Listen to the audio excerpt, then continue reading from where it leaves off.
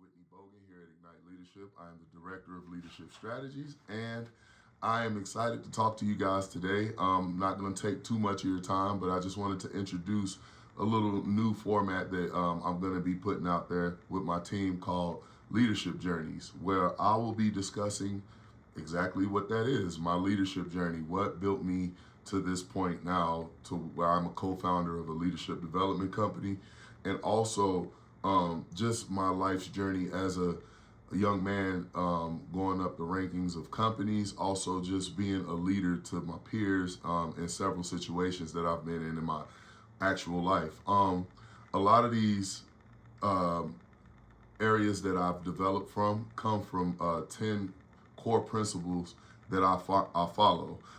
One being ethical conduct, two being communication skills, three being empowerment, four being adaptability, five being resilience, six being emotional intelligence, seven being a visionary leader, eight being collaboration, and nine being decision making, which is crucial to any leader, and 10, which is my personal favorite, is accountability. As I go through these segments, I will probably route back, not even probably, let me not say that. I will actually route back to some of the core leaderships principles that guided me through my journey as a leader. And as for today, I'm going to take you guys back to 2000.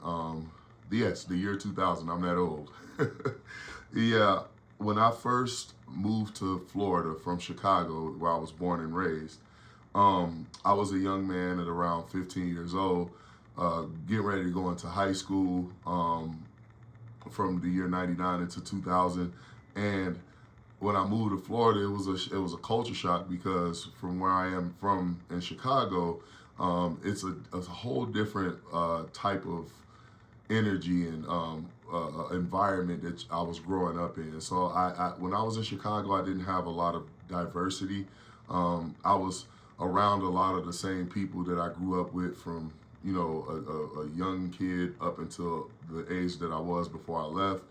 And so I never really saw the world as this huge place until I moved to Florida, where I seen different cultures. I went to different schools and different areas that were unlike where I grew up in, which was a little disenfranchised. But however, with these opportunities to move somewhere different and have a better chance to do something different, I began to put myself in situations that was, let's say, not taking me in the right direction, getting in trouble, getting into fights, getting into a lot of things that was just showing me that I was not headed in the right direction until my grandmother, who loved me to death, she put a shellacking on me, and not just a beating or anything. I'm talking about she put me in a sternum, and she said, "You're gonna do good in life because we raised you. We did these good things for you. We pulled you to a better place.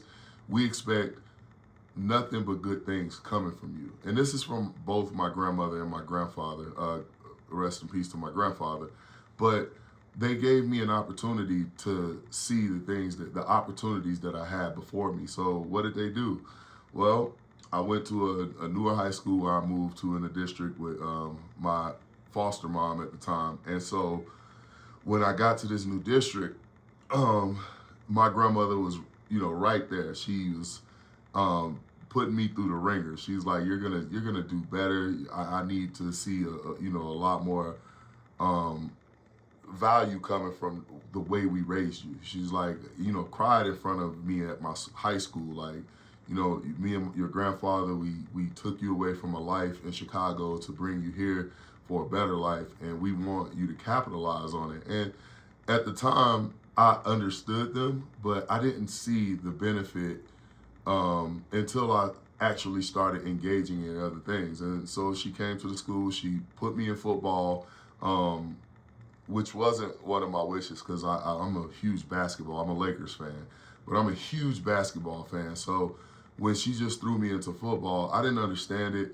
At the time, I was I want to say about 6'1" in my senior year. I was a big kid, so thought that they just saw me as this big body to put in football. But I mean, I was also an athletic kid. So when they threw me in, my coach, he was a real good coach, and he actually took belief in me. So he put me in the gym, put me around some of the older guys on the football team to condition and get my mind right.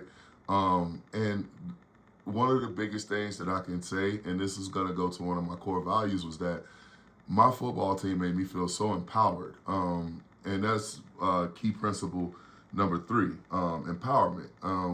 I was this big guy in a gym with the the defensive backs and the quarterback, some of the smaller guys on the team. And when they put me on a bench to do some bench press reps, I went to bench. I want to say it was like 105, 105 pounds. And I mean, I'm 6'1", 6'2", and I'm over 250 pounds. So when I sit down to do this weight, I noticed that I wasn't as strong as I actually thought I was, because this weight was heavy. It was coming down on me. I was lifting it. I couldn't get myself going.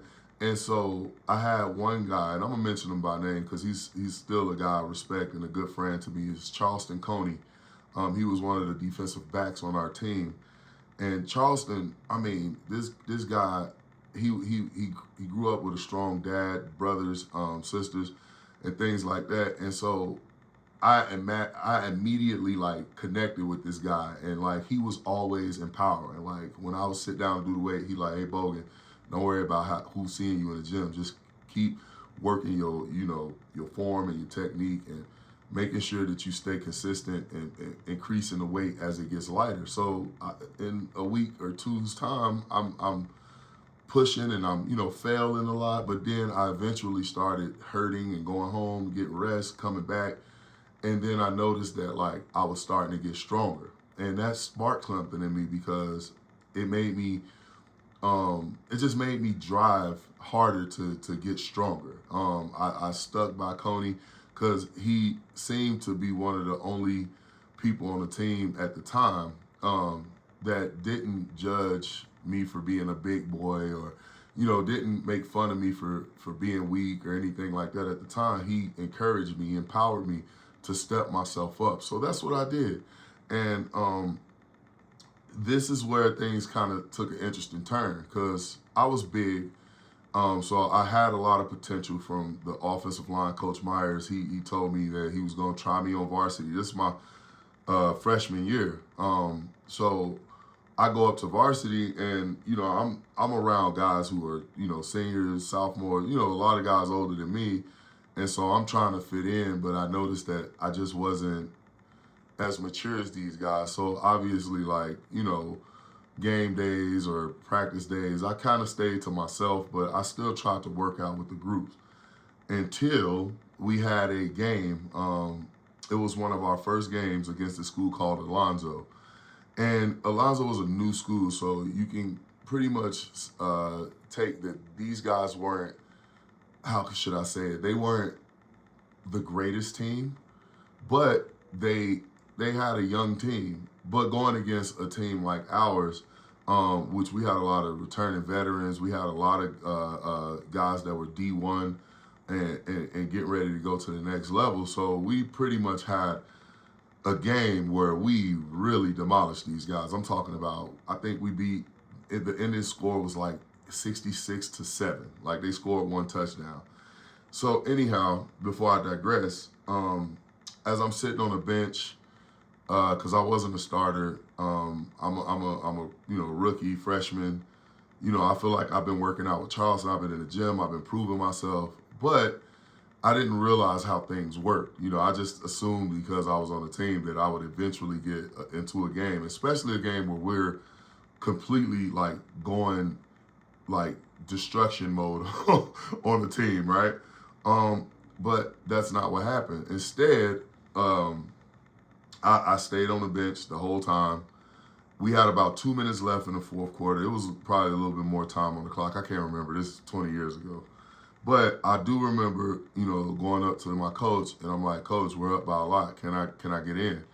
He said, "Bogan, don't bother me right now."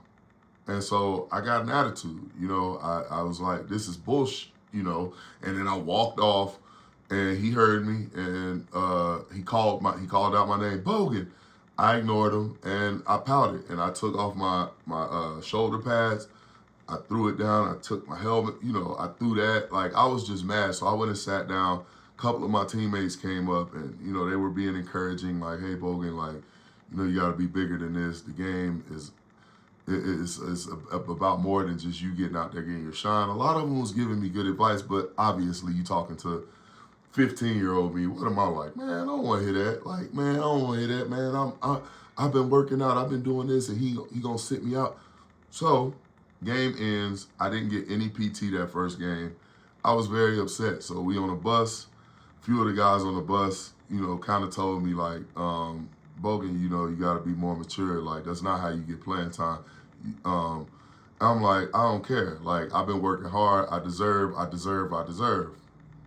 So next day comes. I'm sorry. Next week comes because our game was on Friday. So Monday when I get back to school, I go to football practice, and before I head out to the field, Coach Myers, the offensive line coordinator, he calls me to the office. There sits him, two other coaches, and the head coach, and they tell me to sit down.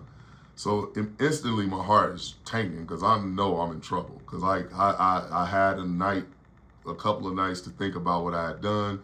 I already knew that it was a very immature thing that I had done, but I wasn't acknowledging it at the time. So when I sat down, I gave him my excuse. I've been working hard. I felt like Coach Myers, he don't like me. I made it about everything else but what I did. And I didn't take, number 10, accountability. And so what ended up happening was my coach, Coach Myers, he told me, Bogan, you have a lot of potential. You have a lot of room to grow. You have a lot of avenues. But your attitude is you're not ready. You are simply just doing a lot of things that's, if we allow to stand, it's going to affect the team and how we're moving. So as of now, we're going to take you down to junior varsity where you'll have an opportunity to learn how to be a better leader and a better team player.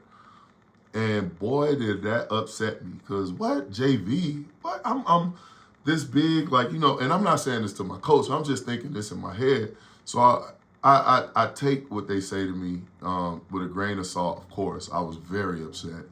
But I went down to junior varsity, and when I went down to junior varsity, obviously, I had a golden opportunity to honestly step into my own, because the junior varsity team was amazing. Some of the young guys in the school I actually knew, we all was in the same neighborhood with each other, and these guys were athletic. So with me coming down, I was actually like a force, because I was a huge lineman, playing with freshmen and sophomores, junior varsity. But these guys were a lot smaller than their JV teams. So when we go to games and stuff like that, man, I'm talking about balling out was just happening. Like, I'm pushing guys off the line.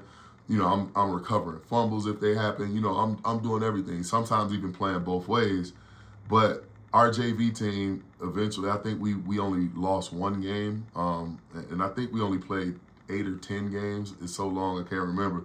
But during that stretch of playing on JV, I had one of the head coaches on JV and one of the offensive line coordinators really honing in on me and my attitude. Whenever I got a little out of pocket with the way I was talking, these guys would make me run. They would, make me do drills. Like, I would have to, bear crawl and things like that.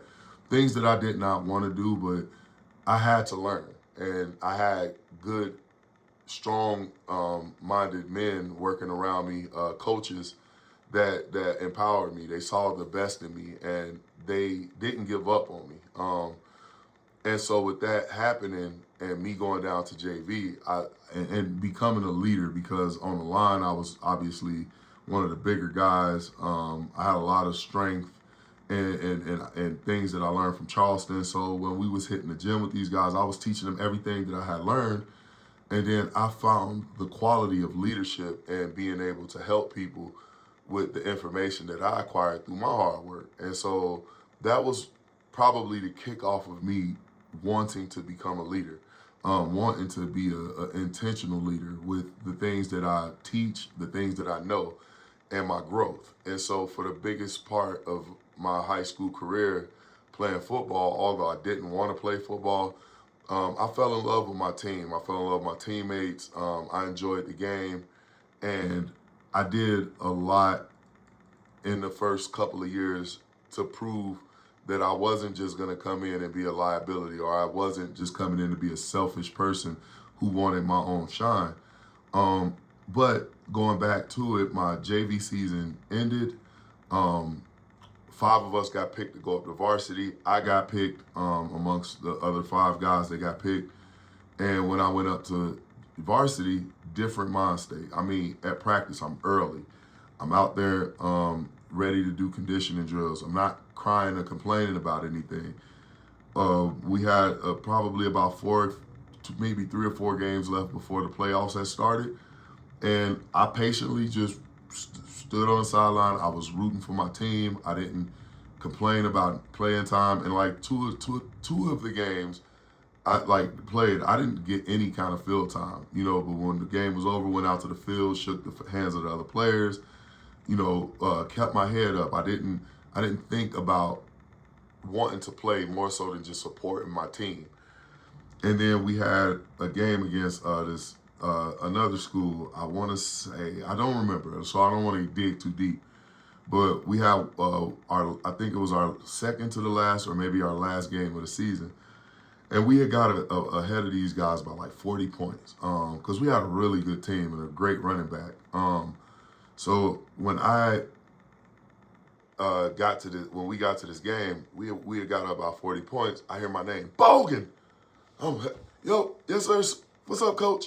Put my helmet on, strapped up, my size, and then he was like, you're gonna go in on defense. But I have been practicing for offense. I'm an offensive lineman, a right tackle. He was like, I need you to go in on defense for a couple of plays. I didn't complain or anything. I just, yes sir. He was like, they just listen to Richardson. He'll tell you what to do. I run out to the field. Richardson called out a play. Richardson was one of our linebackers. And so I get down at nose tackle. And I'm in my position. So I get down. I'm nervous because this is my first time being in a varsity game. I mean, and the team we playing at this time wasn't that good, but our team had so much support that it was a lot of people there. So I'm down. I get down. I come out of my stance, and I stand straight up, which is a no-no for a lineman. And what ended up happening is I engaged with the guy, but I noticed that this guy is like really easy to move. But I just kind of like stand there and I'm like looking for the guy with the ball. Quarterback backs up. He hands off like a play action, and then he does like a flat route. He throws it to the running back. We tackle him for like a 2-yard gain. I look over at the sideline and my coach Myers, he's standing there. He's like, Bogan, you need to stay low. You can beat that guy. Nobody can see you at your lowest. And I know that sounds weird, but that's what he said. So I let it ring, and then I looked at the guy, and then I'm like, yeah, I am strong. I am better than this. I can beat him if I stay low. So I get back down in my stand. Next play come. Excuse me. They hike the ball. I engage the guy, again, coming up low, going under his pads, and then I just move him out of the way, right? As soon as I shoved him to my left, right up in front of my eyes, I see the running back, and he has the ball in his hands. And he sees me, and his eyes get big, and I just get in my stance, and then I like just go at him, and I tackle him for like a 3-4 yard loss. And boy, when I tell you the crowd was going crazy, my team was going crazy, I felt so empowered in that moment. And that was my first tackle in high school. So I hit him. I get up, my team, they hit me on the helmet. They, good job, Bogan, blah, blah, blah. And I go to the sideline, and the game pretty much ended not too long after that because they were also trying to test out the other players that had came up to varsity. So with that happening, I felt great, and then when I got on the bus, the admiration I got from like some of my teammates, Delton and Perry and, Charleston came up to me, hey, good job, Bogan, you've been working hard. Like that empowerment made me feel so good because being in a leadership role, I was able to advance myself and get other leaders to believe in me. And not only that, some of the younger guys that were at the game that saw me out there on the field, they congratulated me, telling me how great it I did and how good of a player I was. So it felt very, very good to get the kind of admiration from the people that I was around, because I felt I had not felt that in type of I hadn't felt that type of empowerment um, in anything else I had done. And then when you have a whole entire team believing in you and pushing you to the next level, I mean, it does a lot for a young man. So from a very young age, I knew that I had leadership ability and great leadership acumen, and so I honed it. And throughout my life's journey, throughout my leadership journey, um, I have had several types of experiences that I could give you all types of proof on. But I also want to hear about yours. And I know I went on for a little bit more than 20 minutes, but this is just my introductory to leadership journeys. I want to know what makes you a great leader. How do you push yourself to be the absolute best for other people? What was your journey like from then into now, where you are now? How did you get to where you are? I want to know everything. I want you to share your journey, because you never know who you'll empower by just talking about your story. But I'm Whitney Bogan here at Ignite Leadership, and I want to try and keep this segment going. And we're going to definitely dig deeper into our leadership um, goals and rules and principles, and we're gonna dissect everything, and we're gonna definitely continue to try and grow as leaders.